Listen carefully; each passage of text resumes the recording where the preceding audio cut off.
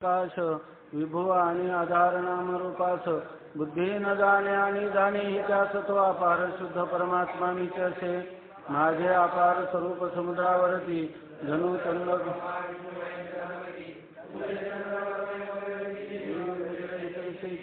जो सर्वज्ञानी दयाघन मुनी हृदयी जाती कीर्ती ध्यान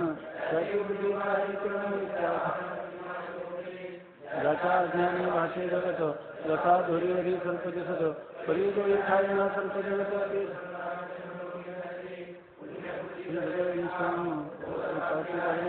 राम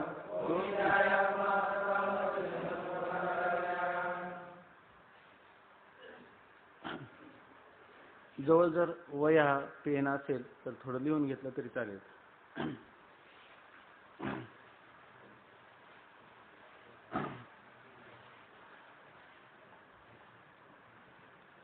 आपण विचारसागराच्या भूमिकेचं चिंतन करतो.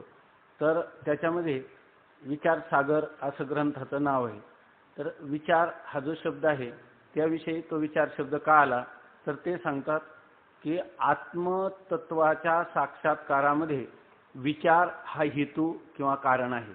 वाक्य लिहू शकता तुम्ही किंवा एखाद्याने लिहून घेतलं कोण आजोळ नसेल तर नंतर त्याच्यावरून लिहून घ्या. हे जे संस्कृत विचारसागर आहे त्याच्यामध्ये ही भूमिका लिहिलेली आहे. तर त्याचं थोडं भाषांतर सांगतो. म्हणजे आपल्याला त्याचं जे मूलभूत नाव आपण विचारसागर आपण चांगल्या प्रकाराने अभ्यासही करतो पण विचारसागर नावाची काही उत्पत्ती सांगा म्हटलं तर आपल्याला सांगता येत नाही. म्हणून त्याचं आपल्याला थोडी माहिती असली पाहिजे. तर विचार याच्यामध्ये ते सांगतात विचार नाव का आलं तर आपल्याला आत्मतत्वाचा साक्षात्कार पाहिजे. आत्मतत्वाचा साक्षात्कार कशाने होईल? विचाराने होईल. साक्षात्कार किंवा आत्मज्ञान आत्मबोध याला कारण आहे विचार. म्हणून आत्मसाक्षात्कारामध्ये विचार हेतू याचा अर्थ आहे कारण. आत्मसाक्षात्कारामध्ये विचार हा हेतू अर्थात कारण आहे. आता विचार कारण आहे पण विचार म्हणजे काय तर विचार याचा अर्थ आत्मा अनात्मा बंध आणि मोक्ष यांचं स्वरूप शास्त्राप्रमाणे जाणून त्याचा निर्णय करणं याला विचार असं म्हणतात. विचार शब्दाचा अर्थ विचार म्हणजे आत्मा अनात्मा बंध आणि मोक्ष या संबंधाने शास्त्रानुसार त्याचं शास्त्रानुसार चिंतन करून त्याचा निर्णय करणे याला विचार असं म्हणतात. ह्या विचाराचं दुसरं नाव विचारालाच श्रवण असे म्हणतात. अशा प्रकारचा जो विचार म्हणजे आपण श्रवण करतो. श्रवण काय करतो तर ज्यामध्ये बंध काय मोक्ष काय आत्मा काय आणि आत्म्याच्या अतिरिक्त अनात्मा कशाला म्हणतात हा ज्याच्यामध्ये विचार होतो त्यालाच विचार असं म्हणतात किंवा त्या विचारालाच श्रवण असं म्हणतात. चिंतनाचा विषय आपल्याला आम्ही विचार करतो आम्ही काय करतो चिंतन करतो आम्ही श्रवण करतो असं जेव्हा आपण म्हणतो तेव्हा त्यामध्ये आपण आत्मा अनात्मा बंध आणि मोक्ष यांचं चिंतन करून निर्णय झाला पाहिजे. आत्मा अमुकच एक आत्मा आहे अमुक अनात्मा आहे अमुकच बंधाचं स्वरूप आहे अमुक मोक्षाचं स्वरूप आहे असा निर्णय झाला तर त्याला काय म्हणायचं श्रवण असं म्हणायचं. विचार करणं काय आणि श्रवण करणं काय विचाराला श्रवण असं म्हणतात.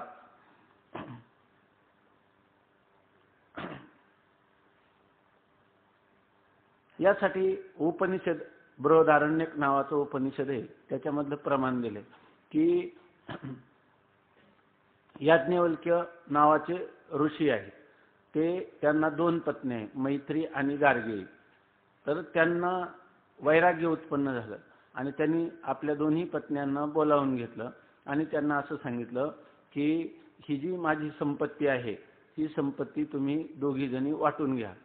तर त्यांनी सांगितलं आणि आपण कुठं जाणार? त्यांनी सांगितलं की मी वनामध्ये जाणार एकांतामध्ये मी आत्मविचार करण्यासाठी जाणार आहे. मला आत्म्याचं दर्शन करायचं आहे. आत्मदर्शनासाठी ही संपत्ती हे वैभव काहीही उपयोगाचं नाही. म्हणून त्यांनी सांगितलं न धनेन न प्रजया धनाने किंवा संतानोत्पत्तीने कधीही मोक्ष होणार नाही, तेव्हा मला मोक्ष पाहिजे, म्हणून मी या ठिकाणी ह्या सर्वांचा परित्याग करून जात आहे. तेव्हा ज्याने मी अमर होणार नाही, ज्याने माझं आत्यंतिक कल्याण होणार नाही, ज्याने मला परमानंद प्राप्ती आणि दुःखाची आत्यंतिक निवृत्ती होणार नाही, अशा प्रकारच्या ह्या धनादिकांचा प्रजाधिकांचा काय उपयोग, असं तो जेव्हा म्हणतो तेव्हा त्यांनी सांगितलं की मनुष्याच्या जीवनाचं ध्येय काय असलं पाहिजे. आत्मा वा अरे द्रष्टव्याः श्रोतव्याः मंतव्याः निदिध्यासितव्याः. आत्मा, माणसाने जीवनामध्ये विचार काय केले पाहिजे, आत्म्यातच आत्मा वा अरे द्रष्टव्याः, आत्माच द्रष्टव्य म्हणजे दर्शन करण्यास योग्य आहे. म्हणजे मनुष्याने आत्मदर्शन किंवा आत्मसाक्षात्कारच करावा. आता करावा, परंतु आत्मसाक्षात्काराचं साधन काय आहे, तर श्रवण किंवा ज्याला आपण विचार म्हणतो. तर आत्मा काय अनात्मा काय, या ठिकाणी मी कोण आणि माझ्या अतिरिक्त असणारे पदार्थाचं स्वरूप काय. मी जो आहे तो सच्चिदानंद आत्मा आहे आणि माझ्या अतिरिक्त असणारं हे सर्व अनात्मा आहे. म्हणजे आत्म्याच्या अतिरिक्त असणारं हे सर्व असं जड दुःखरूप द्वैतात्मक असं आहे. अशा प्रकारचं चिंतन करून निर्णयापर्यंत येणं याला म्हणतात विचार आणि यालाच म्हणतात श्रवण.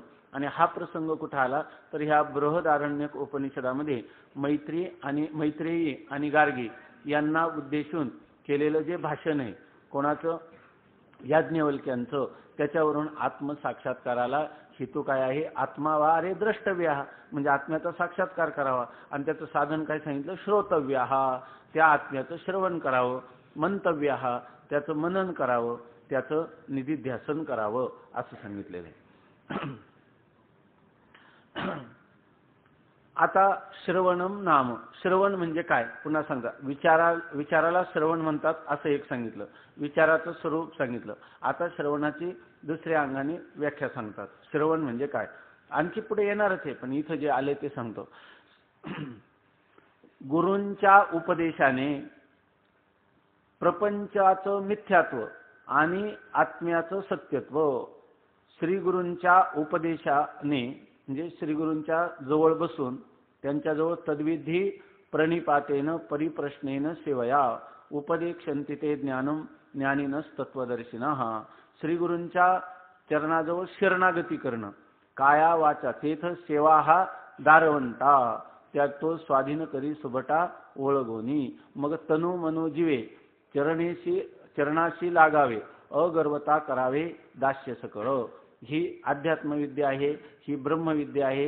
ही विद्या इतिहास, भूगोल, गणित याच्यासारखी, इंग्लिश याच्यासारखी केवळ याच्या जसे कोणी एखाद्या लेक्चरला जातात आणि ऐकतात आणि फी देतात तशा प्रकारची ही विद्या नाही.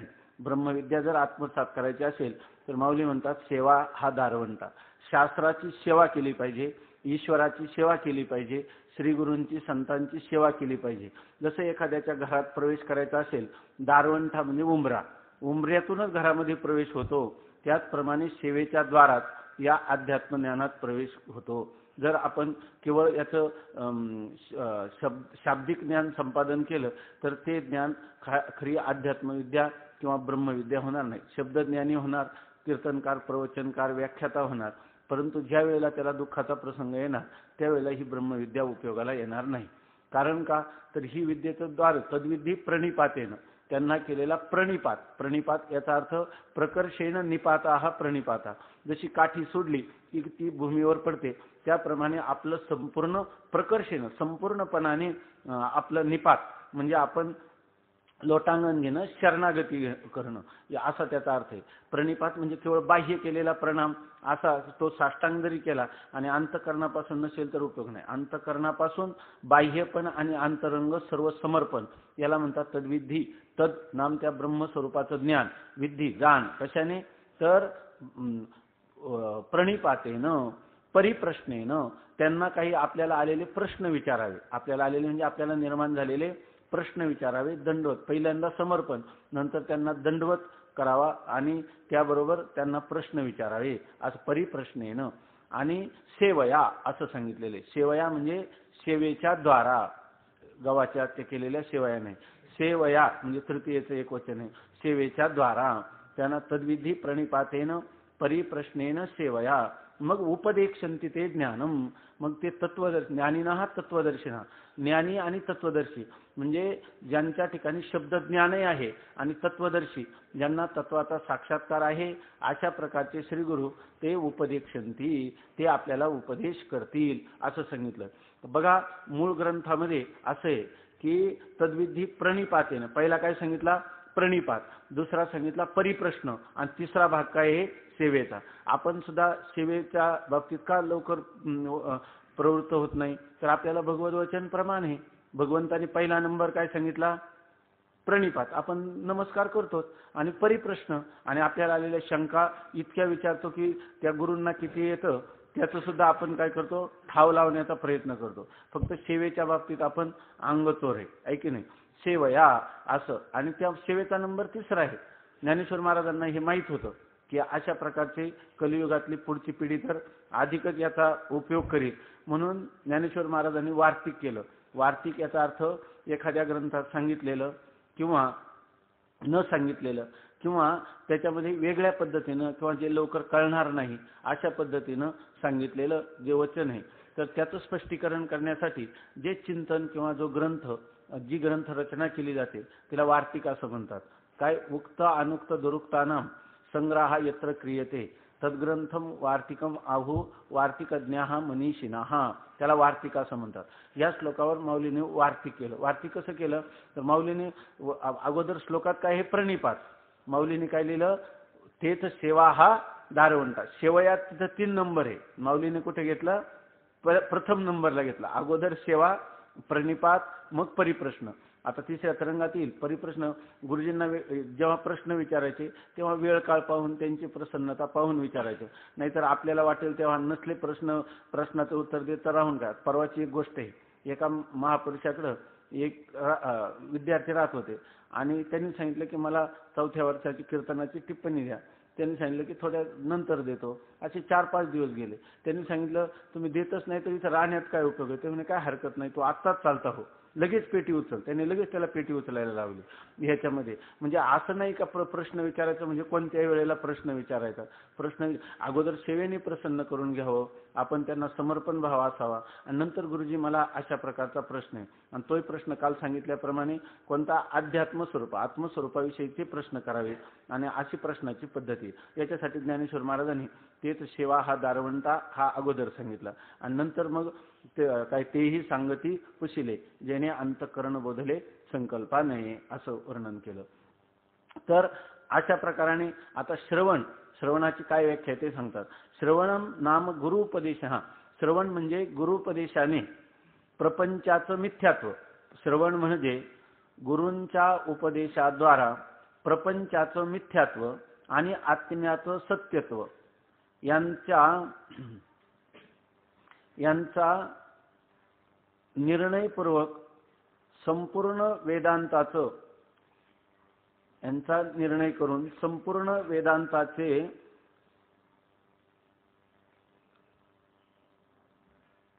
तात्पर्य, संपूर्ण वेदांताच्या तात्पर्याचा निर्धार, संपूर्ण वेदांताच्या तात्पर्याचा निर्धार किंवा निश्चय करणं. म्हणजे कसा, त्या निश्चयाचं स्वरूप काय, जो वेदांताचा निश्चय, संपूर्ण वेदांताच्या तात्पर्याचा निश्चय, तो निश्चय असा आहे की प्रत्येक आत्म्याहून अभिन्न असणाऱ्या अद्वैत ब्रह्माच्या ठिकाणी प्रत्येक आत्म्याहून अभिन्न असणाऱ्या अद्वैत ब्रह्माच्या ठिकाणी तात्पर्याचा निश्चय. म्हणजे वेदांताचं तात्पर्याचा निश्चय काय व्हायला पाहिजे, श्रवणापासून. श्रवण तेव्हाच झालं असं म्हणावं की आत्माच ब्रह्म आहे आणि ब्रह्मच आत्मा आहे.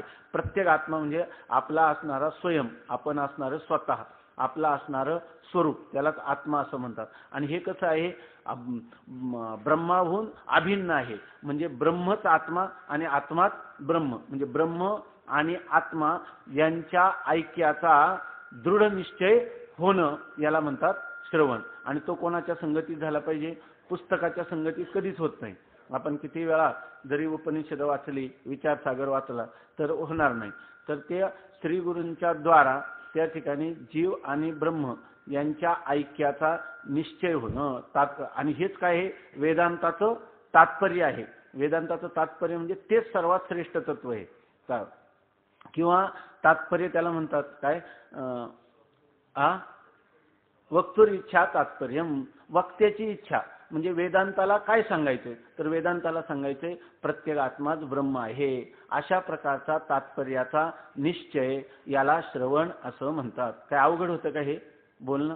तर नेहमी कानावर जाऊन आता जरी राहिलं फक्त झोपायचं नाही, सावध बसायचं. मग हे शब्द कायम कामनावून गेले की मग तुम्हाला सहजच होईल, मग झोप येणार नाही, आळस येणार नाही. उलट हे शब्द आहे ना हे कानावर पडले तरच बरं वाटेल, नाही तर बरं वाटणार नाही. तर तोपर्यंत सारखे सारखे आता नवीन हे शब्द आपल्याला अपरिचित आहे. आपण घरी या शब्दाचं अध्ययन केलं नाही, आपल्या शाळा कॉलेजामध्ये हा विषय नव्हता. आता आपल्याला याची गरज आहे तेव्हा वाटली नाही, आता गरज वाटली तर आता हे शब्द आपल्या कानावर यायला लागले. पण नवीनच आहे. हळूहळू त्या शब्दांचा आपल्याला इतका परिचय होईल. घट म्हटलं की जसं आपल्याला, पट म्हटलं की जसं आपल्याला वस्त्र किंवा मडकं डोळ्यापुढे येतं, तसं ब्रह्म म्हटलं की मी असं आपल्या डोळ्यापुढे येईल. हे वर्णन चाललेलं दुसरं असं अवघड वाटायचं नाही. हे सर्व वर्णन कोणाचं चाललंय? माझं चाललंय असं होईल. पण तोपर्यंत थोडंसं कष्ट घ्यावे लागतील. ह्या व्याख्या पाठ करायला पाहिजे. नंतर प्रत्येक पद पाठ जरी केलं तर त्याचा अर्थ आपल्याला कळला का? जशी लहान मुलं शिव्या देतात एकमेकाला, आणि शिव्या दिल्यानंतर काय करतात ते एकमेकाच्या हातावर टाळ्या देतात. कारण का? शिव्याचा अर्थच त्यांना कळला नाही. तसं आपल्याला अर्थ न कळता देखील 50 पैकी 50 मार्क पण मिळू शकतात आणि पुन्हा आपण कोरे पण असू शकतो. म्हणून या ठिकाणी प्रत्येक शब्दाचा अर्थ आपल्याला कळला पाहिजे, शब्दाची शक्ती कळली पाहिजे, हळूहळू कळेल. आता आणखीन सांगतात की अशा प्रकारचं जो विचार आहे, अशा प्रकारचं जे श्रवण आहे ते श्रवण कोणाला घडेल? ऐकी नाही, कोण करील हे श्रवण? आता आळंदीमध्ये काही कमी संख्या आहे का? मग विचारसागराचं श्रवण करायला कोण प्रवृत्त झालं? दुसऱ्या वर्षाचे विद्यार्थी. दुसऱ्या वर्षाचे विद्यार्थी प्रवृत्त का झाले? तर त्यांना परीक्षेला विषय आहे म्हणून. नाही की नाही, पूर्वी 11वी 12वीच्या ज्या परीक्षा आल्या तशा दिल्या, तशा आता ही एक परीक्षा आहे. परीक्षा म्हटलं की त्याच्या पाठाला जावंच लागतं, त्याचा अभ्यास करावाच लागतो, आहे की नाही. याच्या अधिकारी कोण? परीक्षार्थी, आहे की नाही. याच्या जे परीक्षेला बसणार आहे ते, तर त्याच्या अधिकारी परीक्षार्थी नाही. याचा अधिकारी कोण आहे? जिज्ञासू. ज्याला जिज्ञासू म्हणजे ज्ञातुम इच्छा जिज्ञासा, ज्याला हे जाणण्याची इच्छा आहे, ज्याला वाटतं, कालच आपण पाहिलं कैमी उद्धार पावेन, असं ज्याला वाटतं, ऐशी चिंता करी सदा सर्व काळ, असा जो आहे त्याला म्हणतात जिज्ञासा. की त्याच्या अंतःकरणात असे एक, काल त्याला आपण शुभेच्छा असं सांगितलं, शुभेच्छा. आणि नंतर पुढचं काय सुरू झालं? मग सुविचारणा, ही दुसरी अवस्था आहे. पहिल्यांदा शुभेच्छा झाली, नंतर आपण आळंदीला आलो, नंतर इथं विचार सुरू झाला. की सुविचारणा, सम्यक प्रकारचा विचार. विचार म्हणजे कोणता विचार सुरू झाला? तर आत्मानात्म विचार. बंध मोक्ष म्हणजे काय? मनुष्य बंधाला प्राप्त होतो म्हणजे काय? त्याला दुःख कशामुळं, त्याला आनंद कशाने प्राप्त होईल, त्याचं मूळ स्वरूप आहे काय? तो म्हणजे शरीर आहे का? तो म्हणजे मन आहे का? तो बुद्धी आहे की त्या ठिकाणी तो प्राण आहे की तो इंद्रिय आहे? काय आहे तरी काय? नेमकं हे असणारं जगत हे कोणापासून उत्पन्न झालं? हे प्रलयानंतर जातं कुठं? नेमकं जगताचं स्वरूप काय आहे? जीव काय आहे? मनुष्य मरतो म्हणजे काय? जन्मतो म्हणजे काय? जीवन जगतो म्हणजे काय? नेमकं आहे काय? अशा प्रकारचा विचार जो आहे तो त्या विचार सुरू झालेला आहे. आणि हा विचार कोणाच्या ठिकाणी उत्पन्न होतो? तर जिज्ञासूच्या ठिकाणी. मग आपण परीक्षार्थी नसून खऱ्या अर्थाने काय आहे? जिज्ञासू आहे. आपल्याला हे जाणण्याची इच्छा आहे, आणि जो जाणण्याची ज्याला इच्छा असेल तोच श्रवण करू शकतो. तोच इतक्या थंडीमध्ये सकाळी अंथरुणातून उठून आपला पाठाचा रस्ता धरू शकतो, नाहीतर दुसरा नाही. कारण त्याला गरजच नाही त्याची, तो कशासाठी हे करेल? ज्याला जाणण्याची इच्छा आहे तो आहे जिज्ञासू. मग ह्या विचाराचा किंवा श्रवणाचा अधिकारी कोण आहे? जिज्ञासू पुरुष आहे असं सांगतात. म्हणजे ज्याच्या अंतःकरणात जिज्ञासा उत्पन्न झाली, जाणण्याची इच्छा उत्पन्न झाली, त्याला साधन काय? त्यांनी काय करावं? विचार करावा किंवा श्रवण करावं. म्हणजे जिज्ञासू पुरुषाला ब्रह्म साक्षात्कारासाठी साधन जर काय असेल तर ते श्रवण आहे किंवा विचार आहे. विचार आणि श्रवण याचा अर्थ एकच आहे. परंतु कुठपर्यंत विचार हा केला पाहिजे? तर आता तुम्ही म्हणाल एकदा विचार सागर ऐकला, बऱ्याच वेळेला तिसऱ्या वर्षाच्या मुलांना दुसऱ्या वर्षाच्या मुलांना विचारलं, तुला विचारसागर मिळाला का? हो. कुठून घेतला? तर आता त्या तिसऱ्या वर्षाच्या मुलाचा विकत घेतला म्हणतो. म्हणजे याचा अर्थ तिसऱ्या जशी पहिलीची मुलं दुसरीत गेली की ती पहिलीची पुस्तकं विकतात, तसा हा विचारसागर नाही. हा विचारसागर हा आपला जीवन ग्रंथ आहे. आयुष्यभर याचं चिंतन करायचंय. तर कुठपर्यंत चिंतन करायचंय? तर आत्मसाक्षात्कार पर्यंतम भाष्यामध्ये लिहिलेले शंकराचार्यांनी. जोपर्यंत आत्मसाक्षात्कार होत नाही, काही लोकांना फार घाई झालेली असते.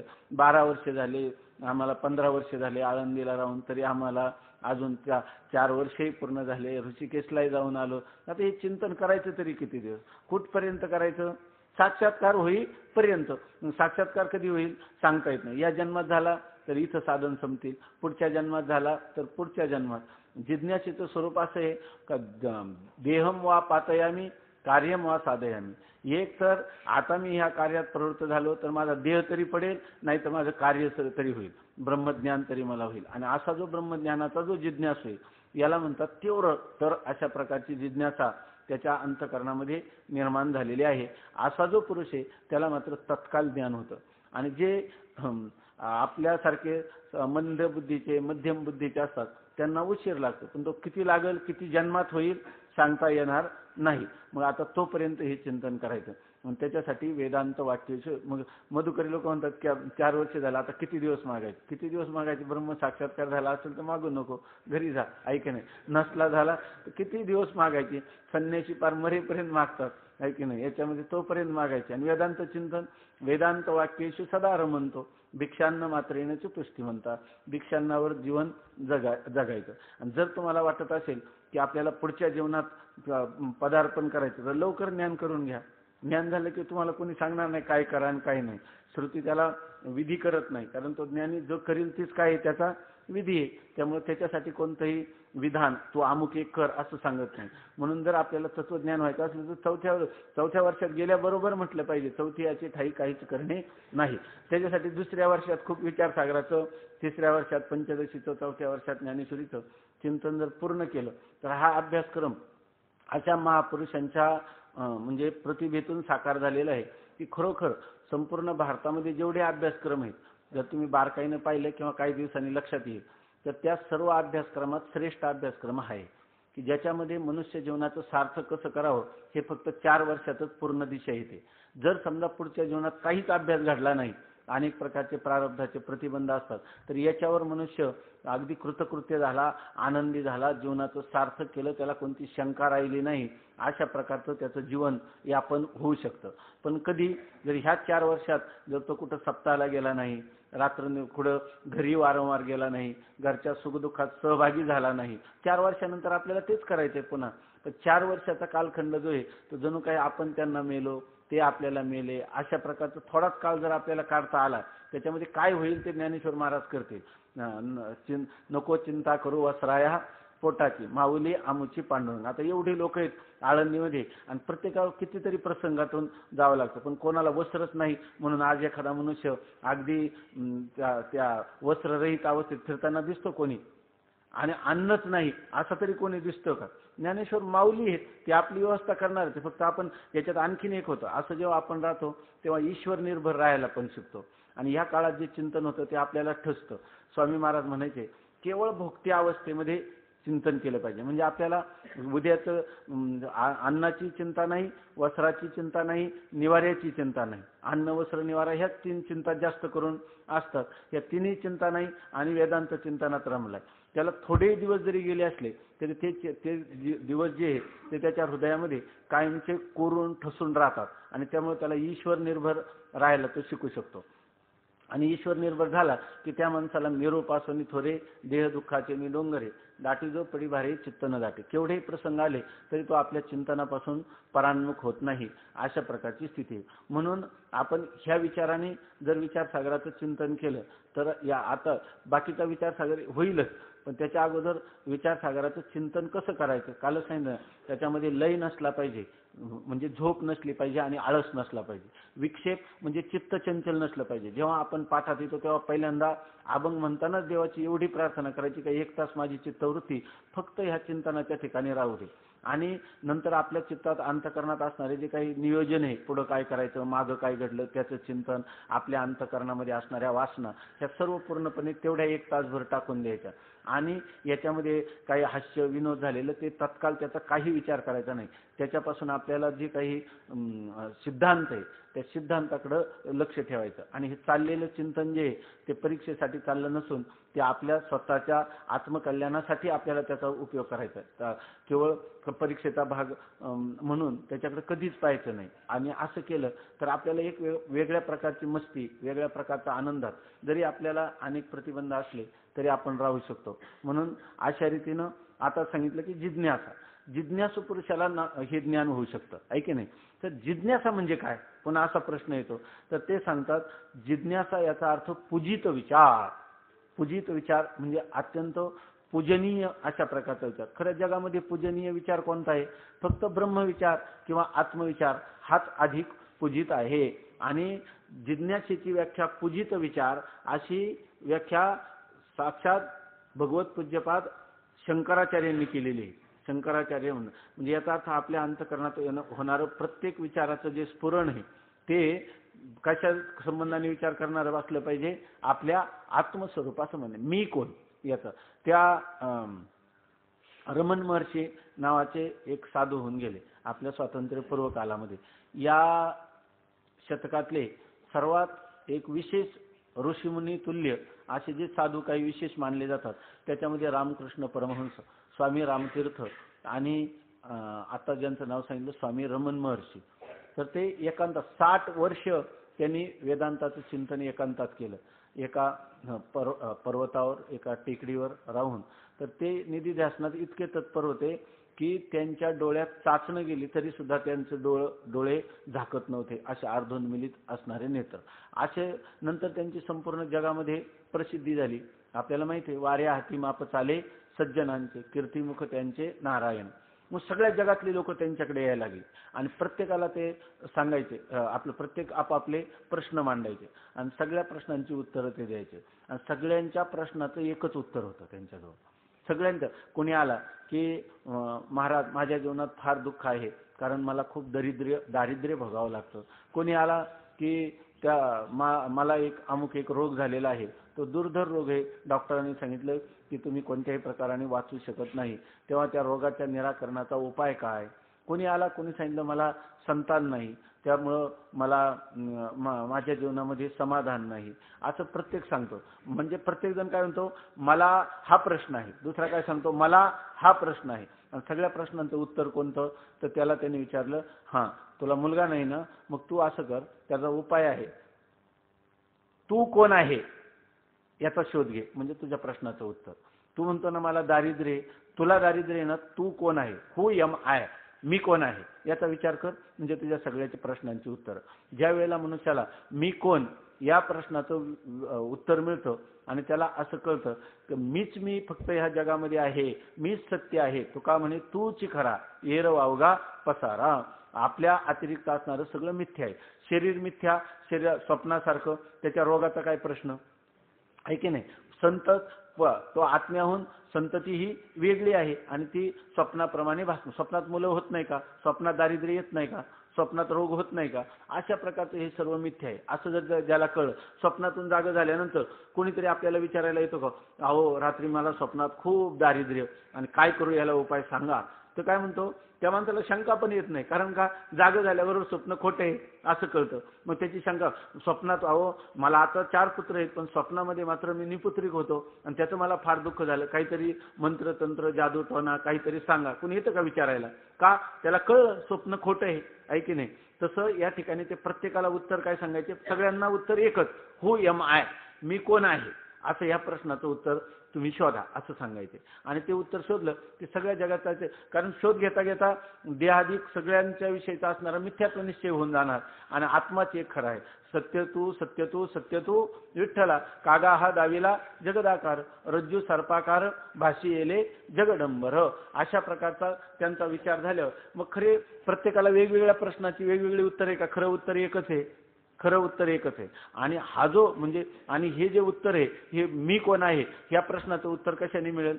संत संगतीमध्ये सत्शास्त्राचं, बरोबर आहे ना, अधिकार संपन्न होऊन जिज्ञासापूर्वक आपण जर त्या ठिकाणी आपली प्रवृत्ती झाली आणि त्याचं श्रवण करू लागलो तर दुसरा काही विलाज आहे का त्याला? प्राप्तीचा दुसरा काही विलाज नाही. मग अशा प्रकारचा मी कोण आहे हाच फक्त पूजित विचार आहे. आणि मी कोण आहे यालाच हे जाणण्याची इच्छा हीच खरी जिज्ञासा आहे. आणि त्याच्या इतकं जगामध्ये कोणाला म्हणतात हा मनुष्य मोठा जिज्ञासू आहे, त्यांनी वैद्यकीय क्षेत्रामध्ये मोठमोठे संशोधन केलं, किंवा कोणी म्हणतात इंजिनिअरिंग क्षेत्रामध्ये मोठमोठं संशोधन केलं. आपले भटकर सर संगणकाचे मोठे संशोधक आहे. परंतु ह्याच्यामधून तुम्हाला मी कोण आहे याचं उत्तर मिळालं का? हा जरी ज्ञान झालं तरी हे ज्ञानाने फक्त दुपारची जेवणाची भ्रांती, त्याच्यापासून तुम्हाला अर्थार्जन वगैरे झालं किंवा लौकिक प्राप्त होईल. परंतु आपलं आत्मकल्याण ज्याला म्हणतात, ज्याच्यामध्ये शाश्वती शांती, परमाशांती, अविनाशी सुख आहे की नाही, आणि अविनाशी आनंद याची अभिव्यक्ती कशा मी कोण आहे या प्रश्नाचं उत्तर जोपर्यंत मिळत नाही तोपर्यंत कशानेही होत नाही. म्हणून या ठिकाणी जिज्ञासानाम पूजित विचारा, खरा जिज्ञासा म्हणजे हात काय आहे? पूजित, अत्यंत श्रेष्ठ अशा प्रकारचा विचार. बाकीचे जे विचार आहेत तर ते विचार जे आहे ते चिंता निर्माण करणारे आहे की नाही. आणि हे जे आहे तरी हे चिंता किंवा दुःख यांचा कायमचा आत्यंतिक अशा प्रकारचा विनाश करणार आहे. बाकीच्या उपायाने दुःख निवृत्त होत नाही असं नाही, परंतु ते दुःखाची निवृत्ती होते ती तात्कालिक होते. जसं आपण हजामत केली म्हणजे केस काढून टाकली, परंतु केस गेली तरी पुन्हा दुसऱ्या दिवशी येतातच की नाही. स्वामी महाराज सांगायचे न्हावी उठला आणि खुंट फुटला, अशा प्रकारची स्थिती आहे. आणि जर एखाद्या माणसाला टक्कल पडलं तर त्याला पुन्हा केस उगवत नाही. त्याप्रमाणे मी कोण आहे या प्रश्नाचं उत्तर ज्याला मिळेल तर त्याला काही दुःखाची कायमची निवृत्ती होते, आत्यंतिक निवृत्ती होते. आणि त्याच्या व्यतिरिक्त उपचार केलं तर कोठे काही एक आहे एक नाही, नाना साधनाच्या करिता खटपटा, त्या परित्या न पवती याच्या दारवंटा, त्याच्या उंबऱ्यापर्यंत सुखाच्या आपण पोहोचू शकत नाही, अशा प्रकारची स्थिती आहे. म्हणून अध्यात्म विद्या विद्यानाम, सर्व विद्येमध्ये ज्ञानामध्ये श्रेष्ठ ज्ञान जर कोणतं असेल तर हे अध्यात्म म्हणजे आत्मानम अधिकृत्य, आत्मसंबंधाने चर्चा चालली पाहिजे. मी कोण आहे याची चर्चा केली पाहिजे. बऱ्याच वेळेला लोक म्हणतात की तुम्ही आत्म्यासंबंध फक्त स्वतःचाच विचार करणारे तुम्ही लोक, आणि हे जे धार्मिक लोक आध्यात्मिक लोक आहे ना हे फार स्वकेंद्रित वृत्तीचे. पण स्व कोणी म्हणलं तरी चालेल, पण ज्या मनुष्याला स्व म्हणजे काय कळलं त्यालाच संपूर्ण जगत हे आपल्या आत्मरूपाने दिसतं. आणि तोच पुरुष माऊलींसारखा महापुरुषच अशी प्रार्थना करू शकतो, आता विश्वात्मके देवे, ऐक नाही. अगोदर स्वतःचा कोण आहे हे कळलं तर जगाचं तत्व काय आहे हे त्याला कळू शकतं. म्हणून अगोदर आत्मकेंद्रित झालेला पुरुषच जनी जनार्दन ऐकतो हे मात, सर्व जनता ही जनार्दन स्वरूप आहे. किंवा असे रामतीर्थांची भाषणं तुम्ही वाचा, व्याख्यानं, त्याच्यामध्ये प्रत्येकाला स्वामी विवेकानंद तरी म्हणतात माझ्या बंधू आणि भगिनीनो, याचा अर्थ बंधू आणि भगिनी माझ्यापेक्षा वेगळे आहे की नाही, अशी भाषणं आहे. आणि त्या भाषणाने त्या शिकागो परिषदेत टाळ्या पडल्या की नाही, सगळे लोक भारावून गेले. का? त्यांनी बंधू भगिनी हा शब्द कधी ऐकलाच नव्हता, अशी त्या परदेशी लोकांची स्थिती होती. पण हे स्वामी रामतीर्थ आहे ना, त्यांना बंधू भगिनी हा शब्द सुद्धा दूरचा वाटतो. ते म्हणतात माझ्या आत्मरूप बंधूंनो, माझे आत्मरूप भगिनींनो, आत्मरूप तुम्ही मीच आहात, मी आणि तुम्ही भिन्न नाही. जसं म्हणतात ना काय, मी आणि तो नाही दुजा, ज्ञानदेव आत्मा माझा. ज्ञानेश्वर महाराज आणि परमात्मा हे पांडुरंग परमात्मा एक आहे, तसं मी हे संपूर्ण विश्व हे सर्व आत्मरूप एकरूप आहोत, अशा प्रकारचा बोध आहे. पण अगोदर आत्मकेंद्रित झालं तर की नाही, आत्मकेंद्रित न होता बऱ्याच लोकांना आता आपल्याकडं ही अशा प्रकारची ब्रह्मविद्या आहे आणि मग हिचा प्रचार प्रसार करण्यासाठी सगळे सज्ज झालेले आहेत की नाही. त्याच्यासाठी तर वेगवेगळ्या संस्था वगैरे निघाल्या. का? तर आपल्या संप्रदायाचा आपल्या तत्वज्ञानाचा प्रचार प्रसार व्हावा. आणि प्रचार प्रसार कशासाठी व्हावा? सगळ्या लोकांना माऊलीनं पसायदानात मागितल्याप्रमाणे सर्वच्या लोक संतुष्ट व्हावे, सर्व लोक आत्मानंदाने तृप्त व्हावेत, सगळ्यांच्या दुःखाचं निराकरण व्हावं, याच्यासाठी येणं सगळं. होताना होतं का? नाही होत. कारण का? त्याचा असा आहे की ही जी ब्रह्मविद्या आहे तिचा स्वतःला ज्याला अनुभव असेल त्या अनुभूती संपन्न पुरुषाने जर ही विद्या सांगितली तर ती त्याच्या हृदयामध्ये संक्रमित होत असते. तो केवळ शब्दज्ञानी पुरुषाने ती त्याच्यामध्ये संक्रमित, तो स्वतः अधिकारी असला पाहिजे आणि अधिकारी पुरुषाला अधिकारी अशा श्रीगुरूंची भेट झाली पाहिजे आणि त्यांच्याद्वारा केलेला उपदेश हा सफल होत असतो. असा ब्रह्मविद्येचा संप्रदाय आहे. ज्या श्रीगुरूंच्या सहवासात आपण बसतो तर त्यांच्यात श्रोत्रियता असली पाहिजे. श्रोत्रियता याचा अर्थ शास्त्राचं चांगल्या प्रकारचं त्यांचं अध्ययन असलं पाहिजे. दुसरी गोष्ट ते ब्रह्मानुभूती संपन्न असले पाहिजे. त्यांना ब्रह्माची स्वतःलाच अनुभूती नसली तर त्या ठिकाणी जरी ते शब्दज्ञानी असले तर अनुभवाची गोष्ट ते शिष्याला सांगू शकणार नाही. केवळ शब्दज्ञान. त्यासाठी स्वामी महाराज सांगायचे, एका शिष्याने विचारलं गुरूंना व्यासपीठ म्हणजे काय. त्यांनाच माहीत नव्हतं, व्यासपीठ कधी पाहिलंच नव्हतं, त्यांना व्यासपीठ माहीत नव्हतं. त्यांनी सरळ वेळ सांगितलं, गव्हाचं पीठ, बाजरीचं पीठ, ज्वारीचं पीठ असं एक व्यास नावाचं पीठ असतं. अशाने शिष्याची शंका समाधान होईल का. तर याच्यामध्ये जसं शास्त्रज्ञान असलं पाहिजे तशी त्याला ब्रह्मानुभूती असली पाहिजे. आणि केवळ तो ब्रह्मनिष्ठ आहे आणि एकांतात जाऊन आपल्या स्वतःच्या महिमेतच राहिला तर त्याचाही शिष्याला काहीच उपयोग नाही. तो दयाळू असला पाहिजे. म्हणजे त्याचं अंतःकरण जे शिष्यावर आलेलं संकट म्हणजे बंध, शिष्याला प्राप्त झालेलं बंधन आणि त्या बंधनातून मुक्त होण्याची जेव्हा इच्छा करतो तेव्हा त्याचं अंतःकरण द्रवीभूत झालं पाहिजे. त्याच्याविषयी करुणेने ओतप्रोत असलं पाहिजे. असा श्रोत्रिय ब्रह्मनिष्ठ आणि उदार श्रीगुरू आणि साधन चतुष्टय संपन्न असणारा शिष्य, ज्याच्या ठिकाणी हे विवेक आहे, वैराग्य आहे, समाधी षटक आहेत आणि तीव्र तर अशी मुमुक्षुत्व ज्याच्या ठिकाणी आहे, ह्या दोघांचा संगम झाला तर त्याच्यातून ब्रह्मविद्या उत्पन्न होते. याला एक संस्कृतमध्ये न्याय म्हणतात, तो मला काय आठवत नाही. तर त्याचा अर्थ असा, लोहचुंबक पाहिजे आणि पुन्हा काय पाहिजे, लोखंड पाहिजे. लोहचुंबक असला आणि लोखंड नसलं तर कोणाला आकर्षण करून घेणार, आणि लोखंड असलं आणि लोहचुंबकाच्या संगतीत नसलं तर ते कोणाचा सहवास करणार. म्हणजे याचा अर्थ त्याला एक न्याय म्हणतात, मला काही आठवत नाही. तर आपणही अधिकारी झालं पाहिजे. आता लोहचुंबक आहे, लोखंडाला आकर्षण करून घेतो त्याच्या प्रांतामध्ये, आहे की नाही, जे त्याच्या जवळ येईल. आणि तुम्ही खूप दूर लोखंड असलं तर ते कसं आकर्षण करून घेणार. म्हणजे शिष्याचं काम आहे श्रीगुरूंच्या जवळ जाणं आणि जवळ गेलेल्या ज्या शिष्याचा त्याची जबाबदारी, त्याचं आकर्षण, त्याचा उद्धार ते करू शकतात. म्हणून त्याच्यासाठी दोघांचंही परस्परामध्ये अत्यंत जवळून आत्मीयतेने असा संवाद साधला गेला तर त्या ठिकाणी ही ब्रह्मविद्या फलीभूत होते. अधिकारी नसला तरी ब्रह्मविद्या फलीभूत होत नाही. अधिकारी असला, त्याला श्रीगुरूंची प्राप्ती झाली नाही तरी त्याला ब्रह्मविद्या फलीभूत होत नाही. म्हणून या ठिकाणी तद्विधी प्रणिपातेन परिप्रश्नेन सेवया उपदेक्षन्ति ते ज्ञानम ज्ञानिनः तत्वदर्शिनः, अशी स्थिती झाली तर त्या पुरुषाला कृतकृत्यता प्राप्त होते. तो म्हणतो की कृतकृत्य झालो, इच्छा केली ते पावलो. तर अशा प्रकारचं आपल्या आता ही ब्रह्मविद्येची आवश्यकता का, तर इतर ज्या विद्या आहेत, स्वामी महाराज म्हणायचे, नेदी चिंता शांती आईशी विद्या कशाला. ज्या विद्येने आपल्याला शांतीच प्राप्त होत नाही अशा विद्येचा काय उपयोग आहे. बाकीच्या विद्येने शांती होते का, अशांती प्राप्त होते. आता 1-2 महिन्यापूर्वी कॉम्प्युटर म्हणजे या संगणकाचा फार मोठा तज्ज्ञ, त्याला IIT म्हणतात, आपल्या सरकारचे लाखो रुपये खर्च होतात एक IIT चा विद्वान बनवण्यासाठी.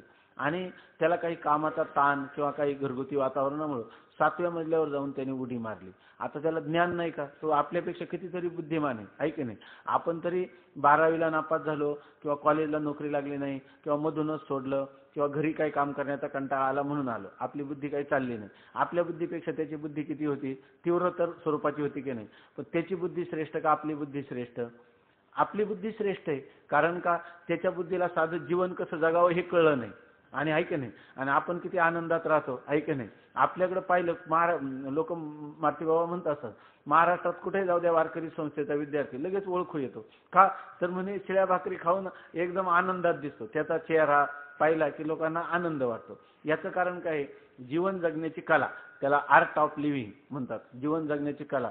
ती आपल्याला ज्ञानेश्वर महाराज, विद्यारण्य स्वामी, पंचदशीकार निश्चलदासजी हे शिकवतात. आणि त्यामुळं आपल्याला कोणत्याही ठिकाणी गेलो तर आपल्याला काही कशाचा प्रभाव होत नाही, आपल्याला सुखाचा प्रभाव होत नाही, दुःखाचा प्रभाव होत नाही. मी आत्मा आहे, बाकीचे जे अनात्म पदार्थ आहे त्यांचा माझा काही संबंध नाही, अशा एका थाटामध्ये आपण राहू शकतो. म्हणून त्यांनी सांगितलं की सर्वात भाग्यवान, आपण मला वाटतं परवा चिंतन केलं होतं, तारुण्य असं स्वामी महाराज म्हणायचं, आयुष्य ज्ञान व्हावं आणि आयुष्य राहावं. जर समजा आता या काळात आपल्याला ज्ञान झालं आणि समजा आपल्याला 100 वर्षाचं आयुष्य असेल, तर जसं एखादा पेन्शनर, जसं आता दादा पेन्शनर, आता कार्य झालं, आता फक्त पेन्शन घ्यायची, तसं इथून पुढे फक्त जीवनमुक्तीचं विलक्षण सुख बघायचं. समजा एखाद्या माणसाने 60व्या वर्षात जिज्ञासा झाली आणि त्यांनी खूप प्रयत्न केला आणि ज्ञान झालं आणि थोड्या दिवसांनी देह पडला, त्याला जीवनमुक्तीचं सुख भोगायला आहे का? नाही. मिळवलं पण जसं एखाद्या मनुष्याला श्रीमंती यावी आणि त्याला गोडाची आवड असावी आणि त्याला डायबिटीस व्हावं, त्याला खाता येईल का?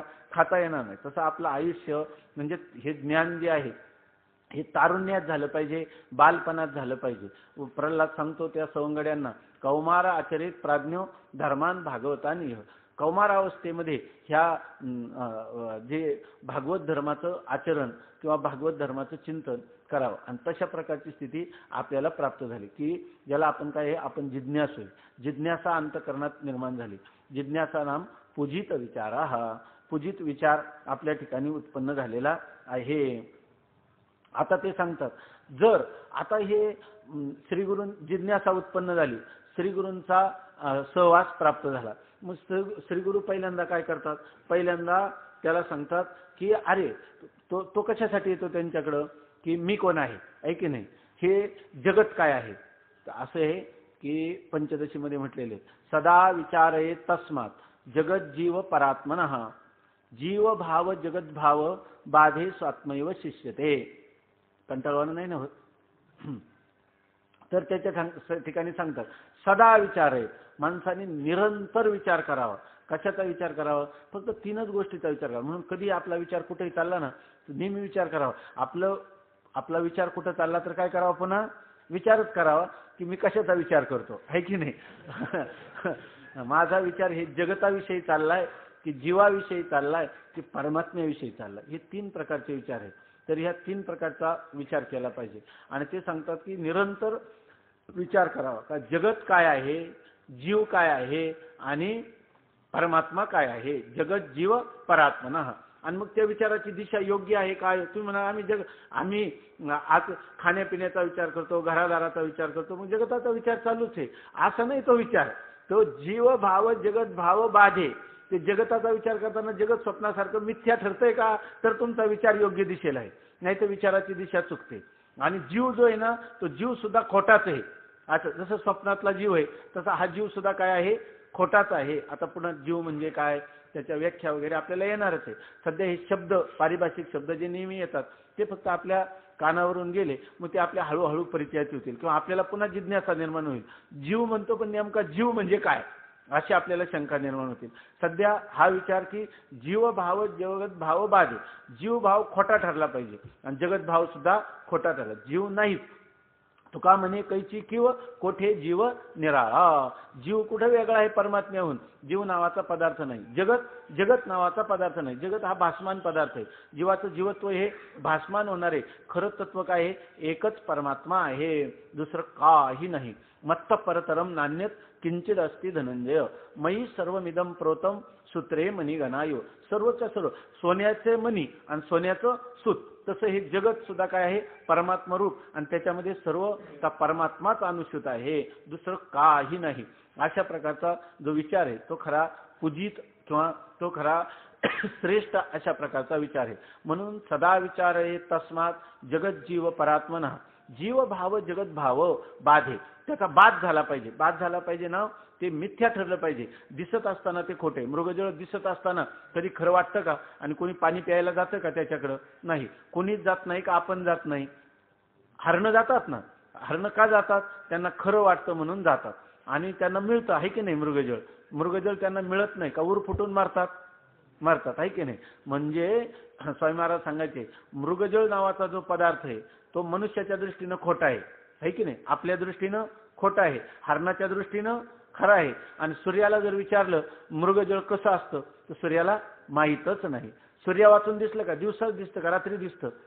सूर्या वाचून दिसत नाही, पण सूर्याला ते माहीत नाही. अशा प्रकारे सगळा जो होणारा विश्वाचा भास आहे हा आत्म्या वाचून होत नाही, पण आत्म्याला विश्व माहीत नाही. अशा प्रकारची जी स्थिती आहे ही आपल्या ऋषीमुनींनी जंगलामध्ये गिरीकंदरामध्ये जाऊन याचा अनुभव घेतला. आणि हे जे ज्ञान आहे हे संपूर्ण जगताच्या कल्याणाचं साधन आहे. म्हणून पुन्हा त्यांनी एकांताचा त्याग करून किंवा एकांतामध्ये अशा प्रकारच्या ग्रंथांची रचना करून तुम्हाला आम्हाला ह्या परमात्म तत्वाचं ज्ञान कसं करावं, जीवभाव जगतभाव कसा बाधित करावा, आणि परमात्माचं ज्ञान करताना खाली परमात्मा स्वात्मा एव अवशिष्यते. जीवभाव आणि जगतभाव गेलं तर परमात्म्याची वेगळी प्राप्ती करावी लागत नाही. अवशिष्ट राहिलेला, उर्वरित राहिलेला तोच काय आहे? परमात्मा. परमात्मा शिल्लक राहत असतो, परमात्मा प्राप्त होत नसतो, कारण तो आपलं स्वरूपच आहे, तो नित्यच आहे. फक्त भ्रमाने आपल्याला नाही असा वाटतो, तर त्याचं काय होतं, भ्रम गेला की तो उर्वरित राहतो. अशा प्रकारची स्थिती आहे. आणि ही स्थिती प्राप्त करण्यासाठी आपल्या अंतःकरणात रात्रंदिवस तळमळ पाहिजे. काही ऐशी दशा येईल माझ्या अंगा, चित्त पांडुरंगा झुरतसे, नाठवणी देह पायाचे चिंतन, अवसान ते क्षण नाही मध्ये. आपल्याला एक सर्वात चांगला उपाय या ठिकाणी की आता जगामध्ये पुष्कळ अध्यात्माची केंद्र आहेत, परंतु आता जे काही भारतातले विशेष महात्मे अलीकडच्या काळात येऊन गेले, त्यांचा अभिप्राय असा आहे की आळंदीसारखं केंद्र नाही. परंतु असं ते लोक म्हणतात, आपणही सांगतो, आपल्याला बरं वाटतं ऐकायला. परंतु एवढं अनुकूल वातावरण असून आळंदीसारखं निकृष्ट विद्यार्थ्यांची दशा नाही, अवस्था नाही. त्याचं कारण काय? त्याचं एकच कारण आहे, आपण सर्व या ठिकाणी आलो, अभ्यासासाठी आलो, परंतु आपण खऱ्या अर्थाने अभ्यास करत नाही. अभ्यास करत नाही म्हणजे 24 तासाचं जे काही वेळापत्रक आहे त्यातला आपला जास्त काळ जो आहे तो हे चिंतनात जायला पाहिजे. आणि आपण चिंतन करीत नाही असं नाही, परीक्षा देतो, हे विषयाचं चिंतन पण करतो, पण रात्रंदिवस ज्याला लगन म्हणतो आपण, रात्रंदिवस ज्यावेळेला आपण एकत्र भेटतो त्यावेळेला दुसरा कोणताच विषय नसला पाहिजे, विषय हाच असला पाहिजे. समजा हा विषय आपल्याला त्या एकदा कळला, वेळ राहिला, काय पुन्हा त्याचं करायचं, तर आपण ओव्या पाठ केल्या, अभंग पाठ केले, नवीन विवेकानंदांची पुस्तकं, रामकृष्ण परमहंसांची वेगवेगळ्या महात्म्यांची दुसरी पुस्तकं आपण वाचली पाहिजे. आणि त्याच्यासाठी जो राहिलेला वेळ आहे तो वाचनामध्ये आपला गेला पाहिजे, किंवा तशा प्रकारची चर्चा किंवा कीर्तन प्रवचन. आपण काय म्हणतो की कीर्तन प्रवचन आता आमचा अभ्यास आहे आणि त्यामुळे कीर्तन प्रवचनाला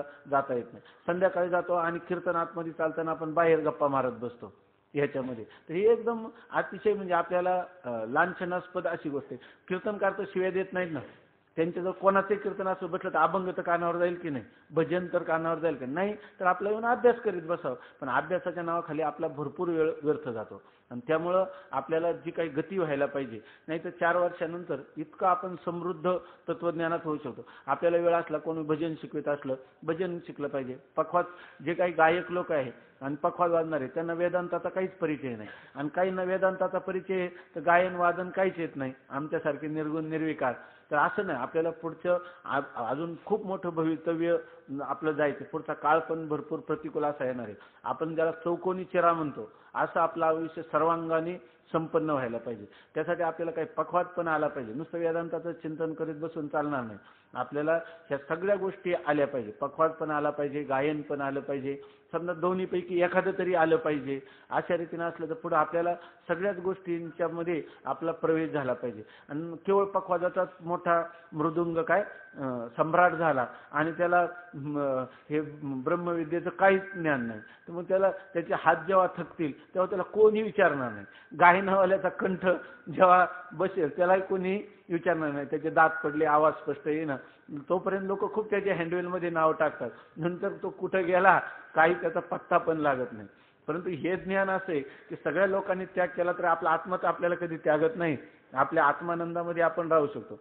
म्हणून कलाकारांना हे ज्ञान असलं पाहिजे आणि ह्या ज्ञानवानांना कला असली पाहिजे. म्हणून सगळ्यांचा समन्वय आपल्या जीवनात आला पाहिजे. आणि आता आपलं वय आहे, कालच सांगितलं, दे टोले जोवरी असे तप्त लाल लोखंड, येईल आकारास कसे झाल्यावर मग ते थंड. आता आपल्याला धोतर पार लांब घालून लोळत घालताना, खिशात घालताना आनंद वाटतो, पण पुढच्या काळामध्ये कोणी सुद्धा आपल्याला विचारणार नाही. आपल्याजवळ काय ज्ञानाची सामग्री ती जर आपल्याजवळ असेल तर राष्ट्रपती सुद्धा आपल्या पायाजवळ लोटा घेऊन घेईल. का ज्ञानेश्वर महाराजांचं कोणतं वैभव आहे की ज्या वैभवामुळे राष्ट्रपती इथं त्यांच्याजवळ येऊन दंडवत घालायला येतात? याचं कारण ज्ञानाचं वैभव आहे. त्या ज्ञानाचं परवाच मला वाटतं सांगितलं होतं कोणत्या पाठात, जोपर्यंत माणसाच्या जीवनात दुःख आहे तो कोणी असू द्या, ऐक नाही, आणि जोपर्यंत त्याला सुखप्राप्तीची इच्छा आणि दुःख निवृत्तीची इच्छा आहे तो उपाय तो करीतच राहणार का नाही. म्हणून सर्वात श्रेष्ठ उपाय ही ब्रह्मविद्या, आणि ही ब्रह्मविद्या जर आपण संपादन केली तर सगळं जग आपल्याला शरण येईल की नाही. इंद्रादी देवता सुद्धा स्वर्गीचे अमर इच्छिताती देवा, आणि मृत्यूलोकी व्हावा जन्म, मृत्यूलोकात आमचा जन्म व्हावा अशी त्यांची इच्छा आहे. मग ते कोणाला शरणागती येतील? जो ब्रह्मविद्येने संपन्न. आपल्याजवळ काही नसू द्या, आपण जरी मधुकरी मागून येत असलो तरी एखादा दुःखी झालेला आत्महत्याला जाणारा मनुष्य, जसं ज्ञानेश्वर महाराजांचं सांगितलं ना, स्त्रियेचा तो केला पुरुष उभा, आपल्याजवळ येईल, महाराज मला काहीतरी उपाय सांगा. अशा वेळेला तो किती श्रीमंत असला तर त्याची श्रीमंती आपल्यावरून वळवून टाकेल की नाही?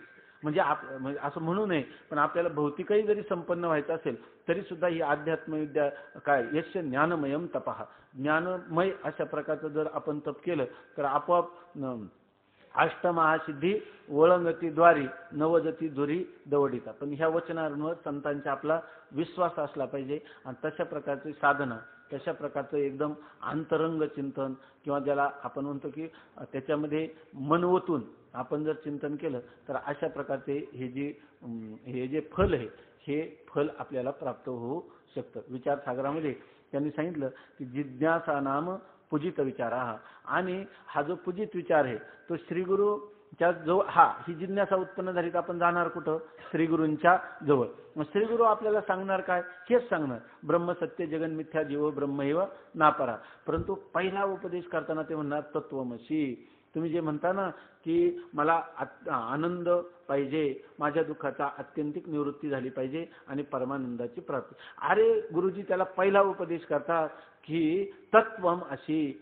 तू जे म्हणतो ना आनंद प्राप्त, आनंद प्राप्त, तो आनंद तुला प्राप्त करायचा नाही, तो आनंद म्हणजेच तू आहे. स्वामी महाराजांना जर कोणी म्हटलं ना तुम्ही फार आनंदी दिसता, तर स्वामी महाराज म्हणायचे मला शिव्या देतो का? आनंदी असं मला म्हणतो का? अरे आनंद म्हणजेच मी आहे, मी आनंदाचा कंद आहे. तसा प्रत्येक जण जो आहे तो आनंदाचा कंद आहे. त्यामुळे श्रीगुरू त्याला पहिल्यांदा सांगतात, ज्या आनंदाच्या प्राप्तीची इच्छा करतो तो आनंद तुझं स्वतःचं स्वरूपच आहे. आणि जे दुःख जावं असं तुला वाटतं ते दुःख तुझ्या ठिकाणी कधी नाहीच आहे. ते दुःख नित्य निवृत्त आहे आणि आनंद नित्य प्राप्त आहे असं सांगतात. हे सांगण्याची पद्धती वेदाची आहे. वेदामध्ये जी 4 महावाक्य आहेत, तत्वमसी, अयम आत्मा ब्रह्म, अहम ब्रह्मास्मी, प्रज्ञानम ब्रह्म, अशी ती वेदाची 4 वाक्य आहेत. त्यापैकी तत्वमसी महावाक्य जेव्हा श्रीगुरू सांगतात तर त्या श्रीगुरूंच्या तत्वमसी महावाक्याचा अर्थ आहे ते ब्रह्म तूच आहेस असा उपदेश करतात. आणि असा उपदेश केल्याबरोबर तो जो अधिकारी आहे, जर त्याला कोणताच प्रतिबंध म्हणजे कोणतंही कार्य उत्पन्न होण्याला अडथळा, तो जर अडथळा नसेल तर त्या ठिकाणी तो लगेच तत्काल म्हणतो अहम ब्रह्मास्मी, मी ब्रह्म आहे. झालं, त्याचं पुढे त्याला ग्रंथ ऐकायचा नाही, चिंतन करायचं नाही, काही नाही. कारण त्याच्या असणारे सगळे प्रतिबंध निवृत्त झाले होते. शेवाळ दूर केलं की खाली काय आहे? पाणीच आहे. का पाणी प्राप्त करायचं अगोदर का शेवाळ दूर करायचं अगोदर? शेवाळ दूर केल्यावर पाणी प्राप्त करायचे का पाणी प्राप्तच आहे? प्राप्तच होतं. शेवाळामुळं झाकलं गेलं होतं, आच्छादन गेलं की बाबुळीची सारावी हाते वाचून पाणी तव असे आईते, अशा प्रकारची त्याची स्थिती आहे. तो लगेच म्हणतो अहम ब्रह्मास्मी. श्रीगुरू आपल्या कृपेने मी ब्रह्म आहे याचं मला ज्ञान झालं. आता त्याला काही कर्तव्य राहिलं नाही. अशा प्रकारचा जो पुरुष आहे, पण असे पुरुष जगामध्ये फार विरळे आहेत. गुरूंचा सहवास झाला, तत्वमसी महावाक्य ऐकलं आणि तत्काल त्याला मी ब्रह्म आहे असा बोध झाला. हो कोणाला शकतो? जो सर्वात उत्तम अधिकारी आहे त्याला काना वचनाचे भेटी. श्रीगुरूंनी तत्वमसी महावाक्याचं उच्चारण केलं, त्याच्या कानाशी त्याचा संबंध झाला, त्याची बुद्धी ब्रह्माकार, त्याची वृत्ती ब्रह्माकार झाली आणि मी ब्रह्म आहे असा त्याचा निश्चय झाला. असा एखादा पुरुष असतो, पण विरळा. त्याचं वर्णन तुकाराम महाराज करतात, विरळा ऐसा कोणी, तुका त्याची लोटांगणी. मौली म्हणतात काना वचनाची भेटी सरिसाची पैकिरीटी. कानाची वचनाची भेट झाल्या बरोबर वस्तू होणी उठी कवनू एकू. जो वस्तूला जाणत नाही, वस्तू होतो. म्हणजे मी ब्रह्म आहे तो काय होतो? ब्रह्मविद ब्रह्मैव भवती. ब्रह्म जाणणारा हा ब्रह्म स्वरूपालाच प्राप्त होतो. असा जो पुरुष आहे तो कोणी विरळा आहे. खरं तर हे ज्ञान व्हावं म्हणून त्यांनी अवधूत गीतेमध्ये किंवा अष्टावक्र गीतेमध्ये पहिल्यांदा श्लोक आहे की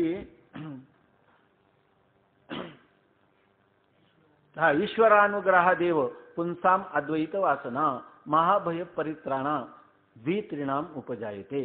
त्या श्लोकाचा अर्थ असा आहे, ईश्वर अनुग्रह देव, ईश्वराचा जर आपल्यावर अनुग्रह असेल, ईश्वराची कृपा असेल तर पुंसाम अद्वैत वासना, पुरुषाला पखवात शिकण्याची इच्छा होईल, गायन शिकण्याची इच्छा होईल, पण अद्वैत तत्वज्ञान ऐकण्याची इच्छा होणार नाही. ज्या अर्थी आपण काही लोक म्हणतात याला पण ईश्वराची कृपा पाहिजे. ईश्वराची कृपा पूर्णपणे केलेली आहे म्हणून तर तो वेदांत ऐकायला प्रवृत्त झाला, ऐके नाही. ईश्वर अनुग्रह देव, ईश्वराचा अनुग्रह असेल तरच पुरुषाला अद्वैत वासना, अद्वैत तत्वज्ञान काय आहे, मी कोण आहे हे जाणण्याची वासना किंवा इच्छा निर्माण होते.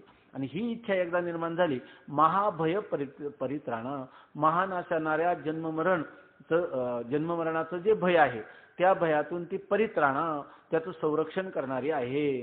परंतु मग आता सगळ्याच लोकांना काही नाही म्हणतात. द्वित्रिणाम उपजायते, सगळ्या पृथ्वीच्या पाठीवर दोघा तिघांना अशा प्रकारची इच्छा निर्माण होते.